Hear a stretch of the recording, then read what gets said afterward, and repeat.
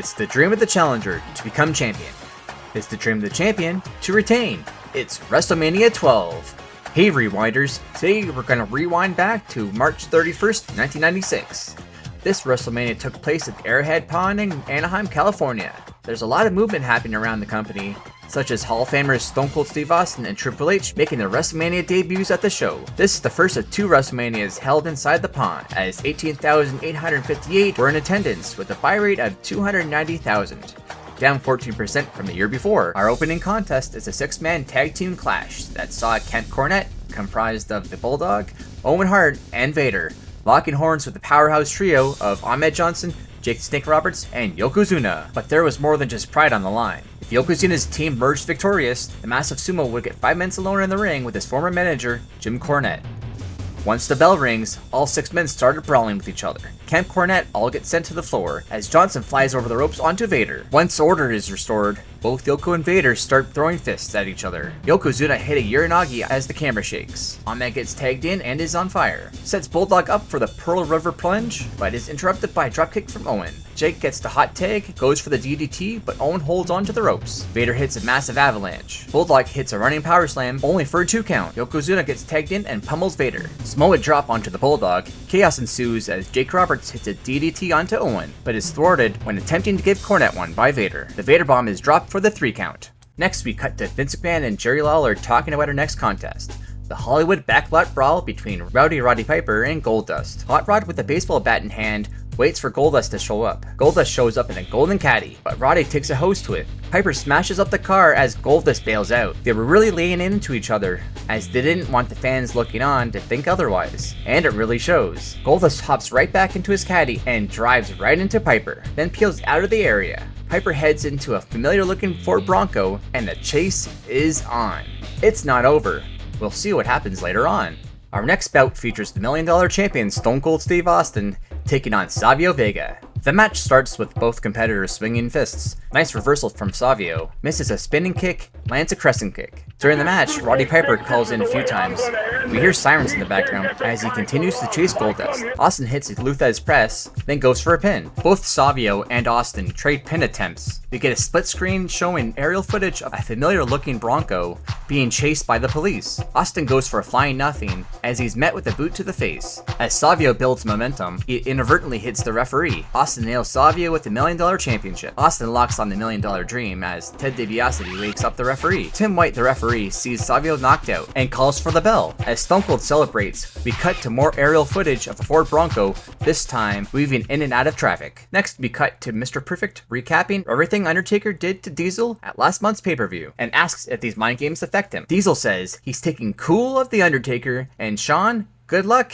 You're next. More footage airs of the Ford Bronco weaving in and out of traffic as Lawler says it's deja vu all over again. We head to our next matchup. The Ultimate Warrior returns after being away for 3 years as they face Hunter Hearst Helmsley. Triple H is escorted by Sable as she makes her debut. Hunter quickly attacks Warrior from behind.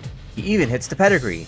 Warrior jumps right back up, hits 3 clotheslines, a gorilla press slam, then finishes off Hunter with a splash onto his back, puts his knees onto Hunter's chest as the referee counts to 3. This match was nothing more than a squash match. It did nothing for the company or Hunter, as Warrior was fired again only 3 months later. At least it worked out for Hunter in the end. We cut to Todd Pettengill with a debuting Marc Mero. The Wild Man compares WrestleMania to the Super Bowl. I believe this is the first time someone made the comparison. Hunter bumps into Mero, and they begin to brawl.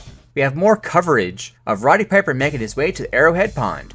Up next, we have Diesel taking on The Undertaker. They go right at it as soon as the bell rings. Big clothesline from Diesel, but then he's dragged outside where they fight for a little while. Diesel reverses out of a tombstone. Undertaker hits old school.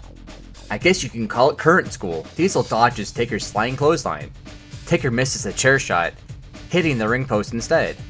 Big Daddy Cool intimidates Paul Bearer as he heads back inside the ring. A big boot from Diesel. He is full of confidence as he conducts the Rest in Peace chant. A sidewalk slam for 2. Diesel hits Snake Eyes, follow it up by a middle rope guillotine. The two Titans trade blows back and forth. They both hit the mat as they both go for a big boot. They both make it to their feet, where Diesel locks in a big bear hug. You got him, baby! But Taker reverses it with a back suplex. Taker hits his flying clothesline from the top rope. Diesel hits a jackknife powerbomb, but he doesn't capitalize. Taker sits up and receives another jackknife. Diesel stalls, but when he finally goes for the cover, Taker grabs him by the throat. Diesel fights him off, but he's grabbed by the throat again as the Phenom stands to his feet. Taker hits another flying clothesline, an ugly looking chokeslam. The dead man hits a tombstone for the win.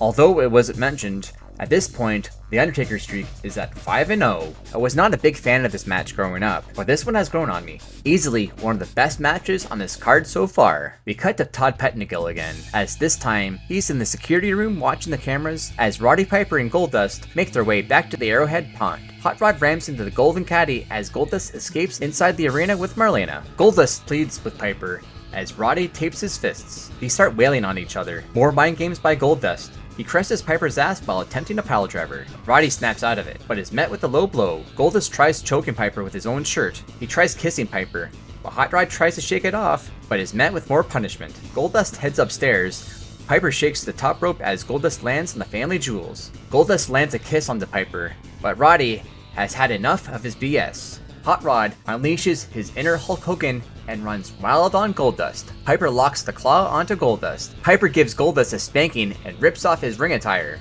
exposing what he's wearing underneath. Goldust powders out, and I guess that's how you win a Hollywood Backlot Brawl. The first part of the brawl was great. The second part was essentially adding another layer onto the Goldust character. Now on to our main event. The first ever 60-minute Iron Man match for the WWF Championship.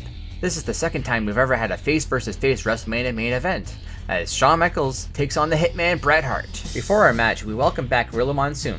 Jose Lothario comes out by himself and points to the nosebleeds, and out comes Shawn Michaels, one of the best WrestleMania entrances of all time. The two meet with senior referee Earl Hebner laying down the rules. The first 15 minutes of this match has about 5 minutes worth of rest holds. There's several notable moments sprinkled throughout this match, such as HBK hitting switch in music onto Tony Chimel as Bret Hart moves out of the way. Around the 30-minute mark, Bret Hart heads to the top rope, but HBK is there to meet him. Bret grabs Shawn's hair and smashes him down to the mat as the referee gets in the way. The pace speeds up as we're halfway through the match, as Shawn Michaels attempts a super kick, but Bret Hart powders to the outside. Bret is met with HBK diving off the top rope to the outside, and a crossbody from the top rope while in the ring. Then they go back to more rest holds. The Hitman throws Michaels to the outside with a back body drop and lands on the cameraman. We fast forward to the 50-minute mark of the match. We've accumulated about 24 rest holds and around 15 minutes in rests and just under 10 high spots.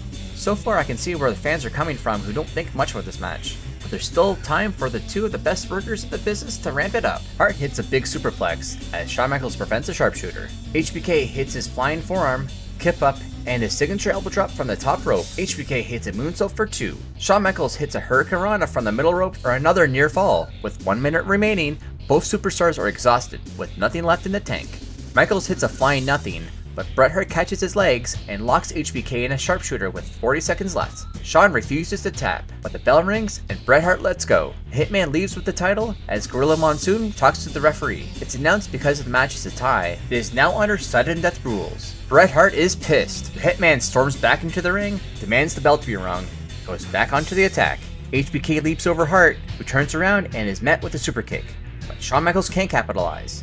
HBK tunes up the band and gets all of it. The Boyhood dream comes true in overtime. Shawn tells the referee to tell Bret Hart to get the hell out of the ring so he can enjoy this moment. While some criticized for the lack of pinfalls during the regulation, it added to the realism. Two of the best wrestlers in the world weren't going to just trade pinfalls like a video game.